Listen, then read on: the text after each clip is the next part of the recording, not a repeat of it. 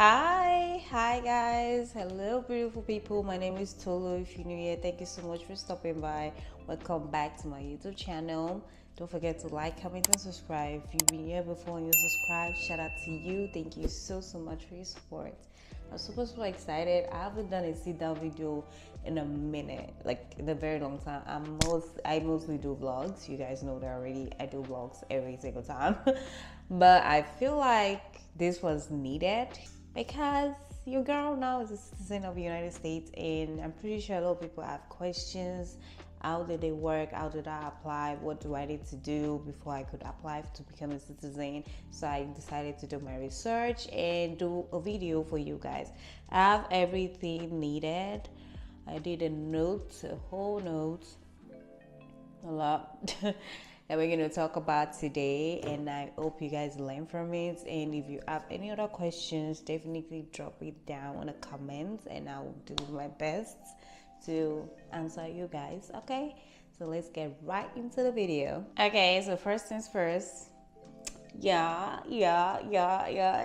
finally have our blue passports. Thank God. Thank God. I'm super happy, and nothing is impossible. Honestly, you just have to pray and believe that it's gonna work out. And I'm just so happy because my journey was so smooth. Like I'm shocked. It was so smooth. Everything was so fast. I mean, I have my blue passport already, and a lot of people say they'll wait like a whole year. I'm gonna tell you guys reasons why sometimes it might take a longer time for some people.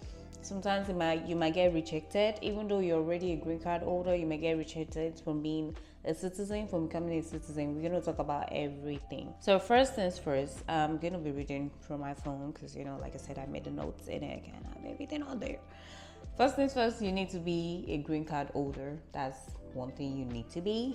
Green card holder is either you are a green card holder, which is permanent resident card, or you are married to someone who is already a citizen. Any of the two, or maybe you have a family that sponsor you to come into the country, that's already sponsoring you to become a citizen and stuff like that. That is how you be able to, that's the first step.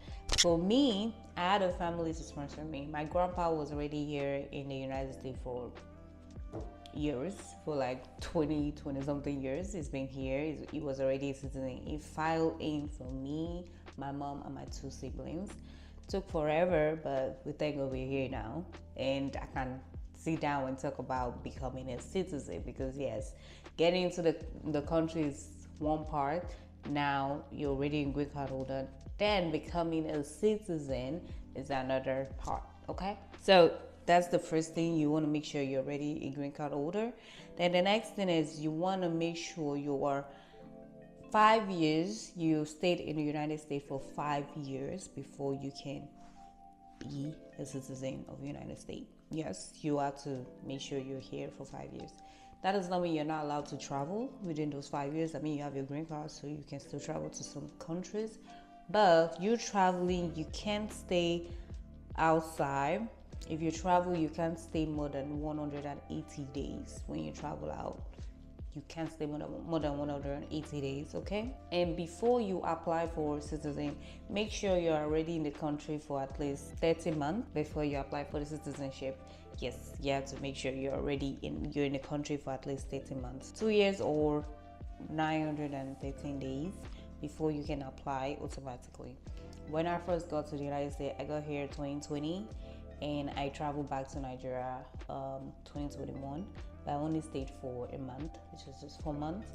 4 weeks. So I got back and I haven't traveled since then. I haven't traveled back since I got back in 2020, because I came back 2022, the beginning of 2022. I went 2021 like December, and I came back January, the beginning of January. So it was just for 4 weeks, sorry. And I haven't traveled out of the country. I've traveled to states, but like out of the country, no, I haven't traveled out of the country since that time until I apply for my citizenship. So I won't say you cannot travel out of the country, but if you know you want to apply for the citizenship, I would advise at least be in the country, in that same state for at least a year before you apply. So that's another thing.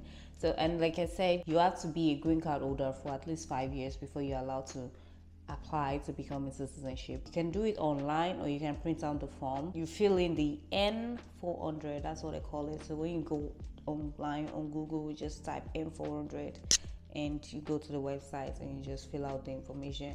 They ask a lot of questions. So like I said, it's either you print it out if that's comfortable for you, or you fill it online. I fill mine online and I use my iPad. I couldn't use my phone. I would advise use a big screen, maybe computer or something. Just you need to take your time with this, because if you make any mistake, it might affect you. Yes, you need to take your time. Go back, read through all the questions, make sure you answer every single question. It's going to be a lot of questions, okay, of your history, the past few months, months or years that you've been in the United States. They're going to ask you questions, even the way you apply to come into the United States for the first time. It's going to be a lot of questions. Just be careful when you just come to this country. Just make sure you just have that clean from background, even from where you're coming from, because yes, they might try to like investigate on your life. You go back where you're coming from. Maybe you're coming from Nigeria, if you're coming from some African country, or maybe Asian or stuff. They might do that, especially when you already committed crime here. So just be very careful. So like I said, you fill out your N400 online, or you can print it out and fill it out in person and mail it to, they're going to give you a mailing address below the letter, or it's at the top of the letter or something. You can mail it back to them. But if you fill it online, you just click submit and make sure you sign your papers, sign everything, and click submit. And like I said again, take your time filling out these papers. Take your time, go back, read through it properly. So yeah, and then you pay $725. Then after that, the next thing is your biometrics. They give you the appointments. You don't choose your appointments when it comes to biometrics. Whatever day they give you, that's the day you get. You cannot reschedule. I think you can. If you have a good reason, you have to call them. You can't just go online and just say you want to reschedule. No. They send you the dates. Okay, this is the day of your biometrics. So dates, so months, so time. They'll give you time and everything. The only reason you reschedule if you have a serious reason, and then you call them to explain like, hey, I can't come at this day. And I don't know how that works, but I think you just have to call them and explain your reason. They'll definitely want to be sure that you're saying the truth. Whatever reason it is that you cannot come for that date that they give you, because you can't choose your date yourself. They'll choose it for you. They'll choose your time for you. So yeah, the day they gave me, I was happy. Honestly, it was on the day I'm supposed to be working, but it was in the afternoon. So immediately after that, I went straight to work. I was like late, but I gotta do what I gotta do. And my boss understand, because this is something I needed to be done. The biometrics, it doesn't take time at all. Within 20-30 minutes, you're done. They'll take your fingerprints, they'll take pictures of you, like a passport picture, and then they'll probably ask you a few questions. Not that much. I don't think they really ask questions, but probably one or two questions. And definitely when you go in there, have your ID with you, have your green card with you, and also have the letter of appointment, the letter that shows that you had an appointment, that you got the appointment, the date and time. You need to bring that letter with you, don't forget.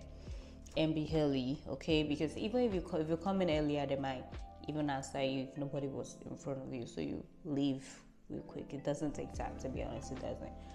And then that biometric is for them to be able to investigate about your history since you've been staying in the United States. So yeah. So after the biometrics, then you add the date for your tests. The test comes in 3 different groups. One is English test, the other English test, written test, and the civic test. The civic test is the one that people are always really scared of, which is what I was scared of, but thank God it wasn't like I thought I was going to be. So the first one is English. They just want to know that you can speak well, you can speak proper English. So though, yes, they want to know you can speak well, you understand English, because that's their general language, But you can, even if you don't understand English, you can always have an interpreter with you, which I think you have to fill a form to have an interpreter with you. I think, yeah, I don't know what form it is. You can definitely go online. I think when you fill out the N400 form, the citizenship form, it gives you options if you want, if you need an interpreter or stuff. It gives you options and you can fill it out, and I think they will give you another separate form for that. So definitely you can have an interpreter come in with you for the interview. If you don't understand English, if you don't know how to speak English, but that does not mean you're gonna fail, because like I said, they give you options to bring an interpreter as long as the person you bring is good too. So be careful with that. Then after the English test, then written test is very easy. Like I said, if you don't understand English, you don't know how to write English, anything in English words, your interpreter should do that for you. You should get an interpreter to do that for you. I don't know if the interpreter is free. I think you have to pay for it. I'm not sure. I really don't know about that because I didn't use it and none of my family used it. So I really don't know about that. I probably would check on that later on. But yeah, the written test, they'll tell you what to write. Whoever is attending to you will tell you what to write. On my own day of the day I took my own test, she asked me what is the capital of the United States, which is Washington D.C., and she told me to write it down. She told me to write the capital of the United States is Washington D.C. So I wrote that down. So that's the written test. It's not something that you don't have to write something long. They just tell you like probably one line or two lines to write down, and that's just it. Very easy. Then the civic test. That one is because the civic test consists of 100 questions. But would they ask you all the 100 questions? No. But then you just have to know the 100 questions. It's good to know all the 100 questions and answers. It comes from all the history of the United States, our past presidents, the wars and stuff, histories of the United States, 100 questions, that's where they get it from. So yeah, when you go for your biometrics, they give you a little book. My aunt said back when she did hers, she got a book and also a Dix, a CD where you can play in your car or at home, so you'll be listening to the questions and answers, which is preferable to me. But now they don't do that anymore. They don't give out Dix anymore. They only give you a little booklet, and that's what you go through. You read through it thoroughly. So thank God. The good thing is after your biometrics, you don't get your tests, the date of your test like right away. I think it takes like probably 30 to 60 days before you get scheduled for your test. So my own advice is once you're done with your biometrics and you get your booklet, just start studying it. And another thing that I'm not gonna lie, I did not listen to, I did not go through the booklet. I went on YouTube and then I searched for 100 questions for citizenship. When you search it, there's gonna be different videos that will come up. So I choose the one for my state. I based in Massachusetts. So there's different ones for each state. It's the same questions, but there are some questions that has to do with your state, because sometimes they may ask who is the governor of your state, who is the speaker of your state, something like that. So I chose the one for Massachusetts. 100 questions to become a citizenship of the United States, Massachusetts edition or something like that. Just search for something like that and then it will come up. And I keep playing that in my car every single day. I listen to it every single day and everything just stuck up there, all the 100 questions, because you never know which question they will ask you. They will not start from number 1, they will not start from number 100, they will just ask questions randomly. So it's good to always know everything.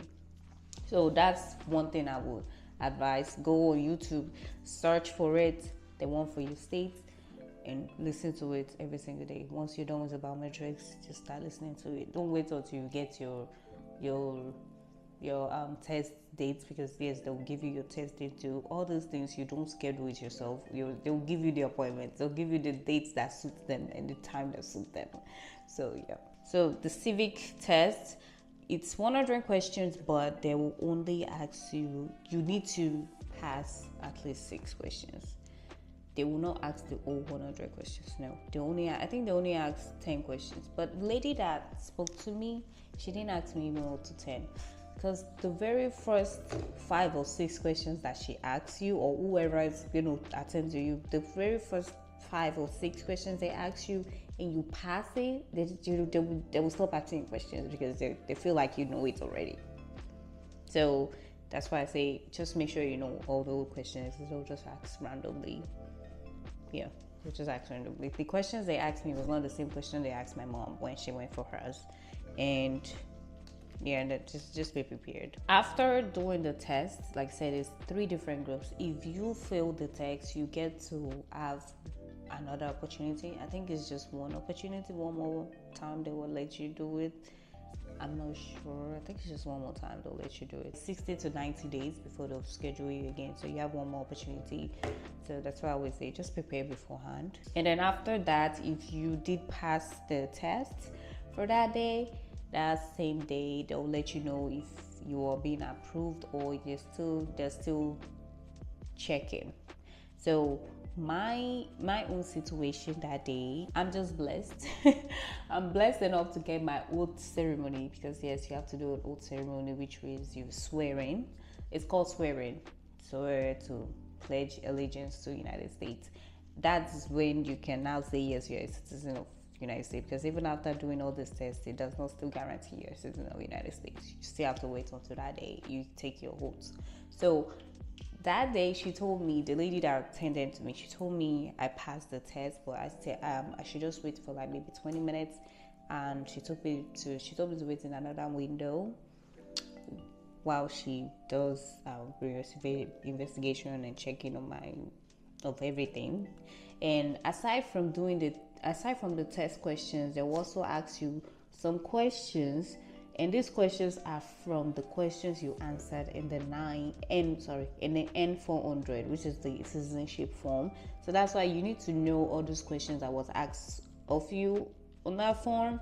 So maybe you write it out. I wrote mine down when I was answering it, because like I said, I did mine online on the iPad. So I was writing it down while I was answering it. Some questions I feel like I might forget, but most of them I had it on my head. So yeah, you'll be asked questions on that before they even ask you the test questions. So be prepared for that.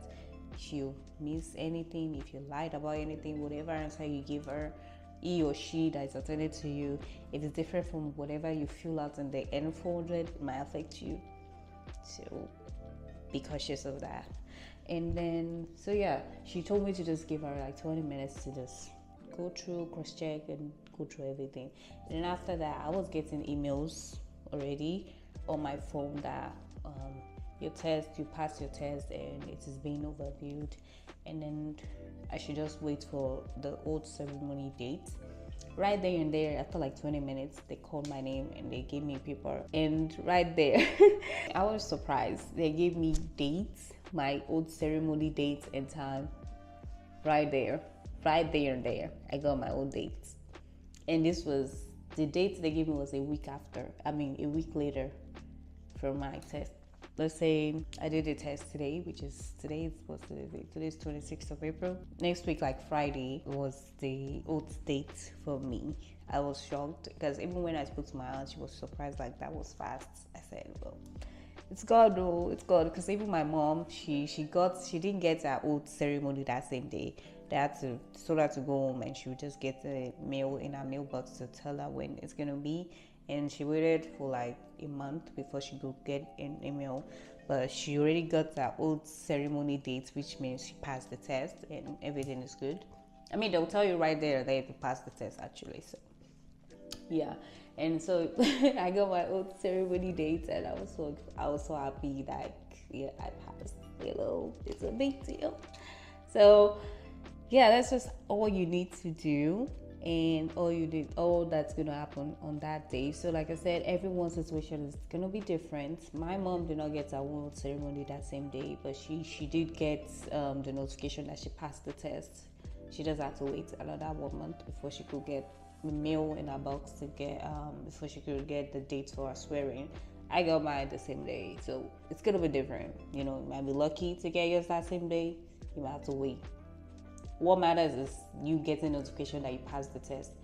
Because if not, if you did not pass, then you have to like call or apply, and I think they'll send you information on what to do, reason why you didn't pass and stuff like that. So finally, the oath ceremony. On the day of the oath ceremony, you can go in with your family, and definitely you bring in your green card, because after that day on your oath ceremony, you're not a green card holder anymore. As long as you do your oath ceremony, you're officially a citizen of the United States. Whether you have your blue passport or not, you're officially a citizen of the United States. You will get a certificate. So yeah, they'll take your green card from you, because you're not going to be needing that anymore. And then yeah, like I said, you can go in with your family. Though on my own day, they were not in the same room with me, they were in another room, but that room had glasses, so they were able to see what was going on inside. It wasn't one-on-one thing, it was like a group thing. It was like, I think it was like 110 people in that room that did the whole ceremony. Yeah, it was just in groups. So probably there's limits to how many groups can be in that room, and that's why they didn't give some people that same day, and probably you had to wait. So I think that's why. So yeah, and my family were just watching from the glass, and other people's family were watching from the glass and seeing everything that was going on, but they was able to hear everything that they were saying.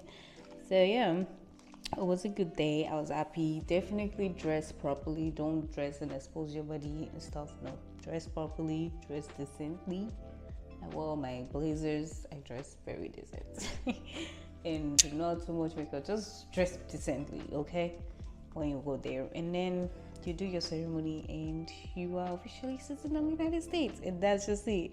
That's just how it is. Very easy. I mean, like I said, the hardest part is going to be filling of the form in the civic test, which the civic test shouldn't be too hard if you just prepare before and start preparing now. Make after your biometrics, just start preparing right away. Go through YouTube, listen to videos, keep listening to it every single day. Like I was listening to it every single day, and everything is up there. And definitely, like I said, the form, take your time filling it out. Don't rush. Go back, go through it, make sure you fill it out the right way, and you'll be fine. And yeah, that's just about it. And I would say in total, people always say it takes 12 to 24 months before for you to, I mean, for the whole process, citizenship and applying for passport and stuff like that. Because after you got your, I forgot to mention, after you finish your oath ceremony and you have your certificates, then you apply for your passports. You have to pay for that one too. I think I paid $130 for that. You go to the nearest post office, pay, get a money order, pay for your $130, and then yeah, you just apply for the passport. They'll ask for your certificate that was given to you on your oath ceremony. You give it to them, you submit it to them. They'll probably give you a photocopy, something, and they'll just start the process. They don't ask any questions for that one. You just fill out a form, and that's just it. And you pay, and you just wait for your passport. Though if you're about to travel, you'll let them know, so you have to pay extra if you want to get your passport earlier, because the passport takes like 8 to 16 weeks before you can get the passport. Though I only waited 4 months and then I got my passport. Everyone's situation is different, and I didn't pay extra money because I was not trying to travel out anywhere. So I had my ID. I could travel anywhere around, United States. Only if I plan to travel outside the United States, that's when I would feel like, okay, I need to pay extra so I can get my passport earlier. But I didn't have to do that, and it only took, 4 months? Yeah, it only took 1 month. 4 weeks. 1 month for me to get my passport, and I got it. They will send you notification like, hey, your passport is on the way. You'll get your passport so dates, and you just get it. So everyone's situation might be different, and also it might also depend on the state you're in. If they're fast enough, you might get your stuff earlier. So yeah, that's just it. And you get your passport and you can travel anywhere you are. I think we are allowed to travel 32 countries with this passport. So that's a good thing. I guess I don't know where I'm gonna travel to yet, but we'll figure it out. Yeah, that's just gonna be it for now. Let me know if you have any questions, if you have some things you don't understand, you want me to elaborate more, let me know in the comment section. And yeah, I hope you guys love this video. If you want more videos like this, let me know also in the comment section. And thank you so much for watching. Don't forget to like, comment, and subscribe, and I'll see you guys on another video. Bye.